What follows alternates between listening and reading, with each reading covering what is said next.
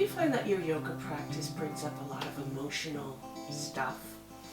Like, I know people talk about this, especially when we're just lying there thinking.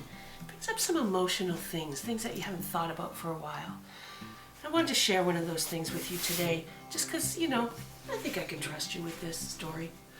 It happened when I was a teenager in Niagara Falls, Ontario, and I was new at this high school. I think it was grade 11. I had some friends that I'd grown up with, so I wasn't totally alone, but I was the new girl at school, and that was awkward. Anyway, as the year progressed, and I remember it was like spring. It was spring, and everything looks better at spring, including, I guess, me. So, the guy, like the it guy at school, you know the guy, like the football player, he was in a band, he was absolutely beautiful. He started to start paying attention to me.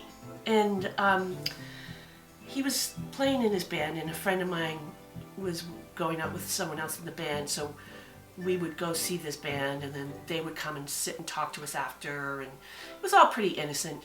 I think we all went to a concert together in Toronto, Wings, woo! And, on the way back, he would start sitting in the back seat with me, as opposed to up front shotgun with the other guy. And when I was at work, I worked for my father at a little kiosk, stamp and coin kiosk at one of the tourist places. And so I was alone, and he would come and sit and visit with me. And, sorry, Dad, but all work stopped the minute he walked in the door. Let's just be honest about that. So it was amazing. The problem was he had a girlfriend, of course. And his girlfriend was one of the popular girls in school. And she actually seemed kind of nice. And did I really want to be the girl who takes away the boyfriend from that girl? Damn right I did.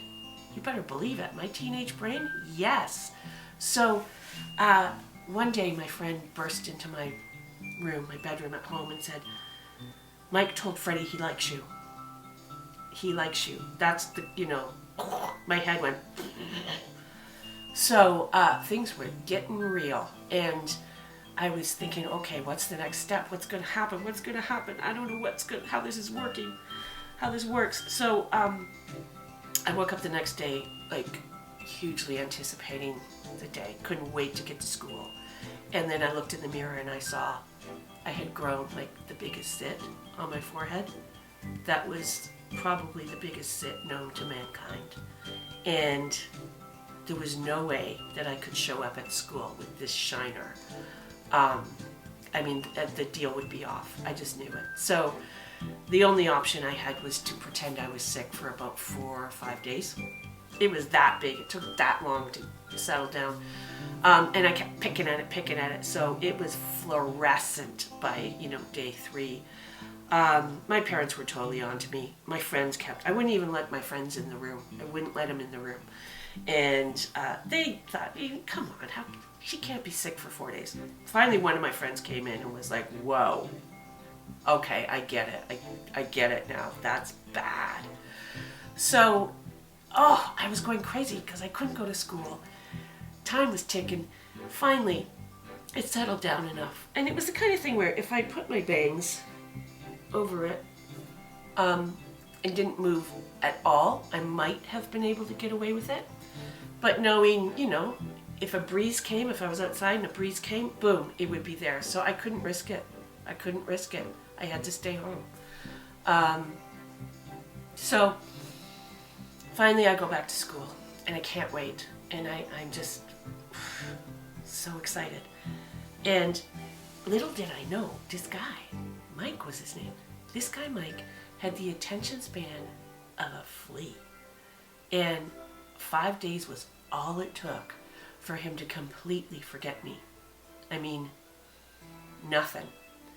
He was back with the girlfriend. Life was normal. I was devastated. And I thought, well, in retrospect, maybe it's better. I didn't have to be that girl that ruined someone's relationship.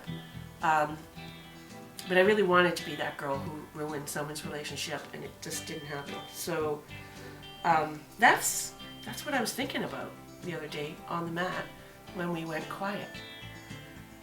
That's it. Like, the waters don't run too deep here sometimes. I know, but I'm still working this one through.